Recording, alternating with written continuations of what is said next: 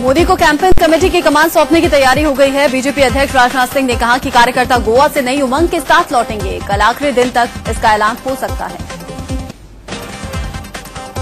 दिल्ली में आडवाणी के घर के बाहर मोदी आर्मी के कार्यकर्ताओं ने नरेंद्र मोदी के समर्थन में नारेबाजी की। कार्यकर्ता काफी देर तक प्रदर्शन करते रहे। लालकृष्ण आडवाणी गोवा में बीजेपी की बैठक में शामिल नहीं हो पाएंगे। प्रकाश जावड़ेकर ने गोवा में इस बात की जानकारी दी। उन्होंने कहा कि आडवाणी की तबीयत ठीक नहीं है। गोवा में बीजेपी की बैठक में प्रकाश जावड़ेकर ने प्रेस कॉन्फ्रेंस करते हुए केंद्र सरकार पर जमकर निशाना साधा। उन्होंने कहा कि जनता को सरकार पर भरोसा नहीं है, पीएम को पद छोड़ देना चाहिए। गोवा में बीजेपी कार्यकारिणी की बैठक चल रही है। बैठक में प्रस्तावों पर बीजेपी के नेता मंथन कर रहे हैं। बैठक शाम 7:30 बजे तक चलेगी। ये देखना दिलचस्प होगा कि बैठक में निकल कर क्या आता है। बीजेपी कार्यकारिणी के उद्घाटन के मौके पर मंच पर सिर्फ राजनाथ सिंह, सुषमा स्वराज और अरुण जेटली दिखे। शिवराज सिंह चौहान पहली पंक्ति में थे और नरेंद्र मोदी 13वीं कतार में नजर आए। बीजेपी नेता शहनवाज हुसैन ने कहा कि आडवाणी बीमार है, इसका कोई और मतलब निकाला जाना नहीं चाहिए। बीजेपी के वरिष्ठ नेता यशवंत सिन्हा ने उन खबरों का खंडन किया है जिनमें कहा जा रहा था कि वो बीमार हैं। उन्होंने कहा कि उन्हें कोई नमूनिया नहीं हुआ है।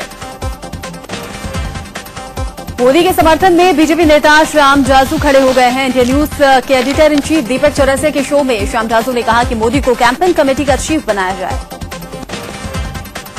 आडवाणी के घर के बाहर मोदी सेना के प्रदर्शन पर कांग्रेस ने निशाना साधा है। कांग्रेस नेता रेणुका चौधरी ने कहा कि बीजेपी की बुनियाद रखने वालों के साथ बुरा सलूक हुआ है। बीजेपी में नेतृत्व को लेकर मची खींचतान पर कांग्रेस ने चुटकी ली है। केंद्रीय मंत्री राजीव शुक्ला ने कहा कि जो पार्टी खुद नेतृत्व के झगड़े में फंसी हो वो देश को क्या नेतृत्व दे पाएगी। कांग्रेस नेता दिग्विजय सिंह ने भी बीजेपी नेताओं की बीमारी पर चुटकी ली है। साथ ही उन्होंने नरेंद्र मोदी के विकास के दावे पर भी सवाल उठाए। कांग्रेस ही नहीं बल्कि समाजवादी पार्टी ने भी बीजेपी के घमासान पर चुटकी ली। समाजवादी पार्टी के नेताओं ने कहा कि बीजेपी के अंदर ही सत्ता का संघर्ष शुरू हो गया है। अलवर में एक बैठक में बीजेपी के कार्यकर्ता आपस में भिड़ गए। कार्यकर्ताओं ने एक दूसरे पर कुर्सियां फेंकी। इसके बाद नौबत लात, घूंसों और पथराव तक पहुंच गई। दरअसल अलवर में वसुंधरा राजे की संकल्प यात्रा होने वाली है। इस यात्रा की तैयारियों को लेकर बैठक थी जिसमें बीजेपी का कार्यकर्ता आपस में भिड़ गए। कार्यकर्ताओं ने सड़कों पर भी एक दूसरे पर पथराव किया। सट्टेबाजी के मामले में गिरफ्तार बुकी रमेश व्यास को दिल्ली के साकेत कोर्ट ने 10 दिन की पुलिस रिमांड में भेज दिया है। व्यास को मुंबई पुलिस ने गिरफ्तार किया था और उसे ट्रांजिट रिमांड पर दिल्ली पुलिस लेकर आई थी। यूपी बोर्ड के 10वीं के रिजल्ट को घोषित कर दिया गया है। हाई स्कूल में एक बार फिर से लड़कियों ने बाजी मारी है। इस बार कुल 86.63% बच्चे हाई स्कूल की परीक्षा में पास हुए। लड़कियों का प्रतिशत 91.25 और लड़कों का 82.87% रिजल्ट रहा। 4G लॉन्च करने के लिए अंबानी बंधु सामने आ गए हैं। ये साथ होंगे अब। रिलायंस जियो इंफोकॉम ने रिलायंस कम्युनिकेशन के साथ मोबाइल टावर के उपयोग के संबंध में करीब 12,000 करोड़ रुपए का समझौता किया है।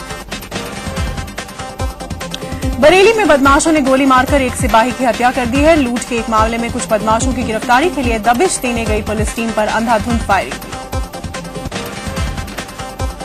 हरियाणा के पानीपत में जीटी रोड पर बस और ट्रॉली की टक्कर हो गई जिसमें 30 लोग जख्मी हो गए। हादसे में एक युवती की मौत भी हो गई है। बस चंडीगढ़ से दिल्ली की तरफ जा रही थी। यूपी के मुरादाबाद में बदमाशों ने एक घर में घुसकर जमकर लूटपाट की और विरोध करने पर घर में मौजूद युवक का बेरहमी से कत्ल कर दिया। पुलिस मामले की तफ्तीश में जुट गई है। महिलाओं के खिलाफ बढ़ रहे अपराधों को देखते हुए ग्रेटर नोएडा में पुलिस ने नई पहल की है। यहां की पुलिस अब अपराधियों को सबक सिखाने के लिए महिलाओं और छात्राओं को सेल्फ डिफेंस की ट्रेनिंग दे रही है। आज शनि अमावस्या है। इस दिन को शनि जयंती के रूप में भी माना जाता है। ज्योतिषियों के मुताबिक इस बार ये योग 30 साल बाद आया है। मान्यता है कि आज के दिन दान करने से विशेष फल मिलता है। आईसीसी चैंपियंस ट्रॉफी में ग्रुप ए के पहले मुकाबले में आज ऑस्ट्रेलिया और इंग्लैंड के बीच मैच चल रहा है। टॉस जीतकर इंग्लैंड की टीम पहले बल्लेबाजी कर रही है।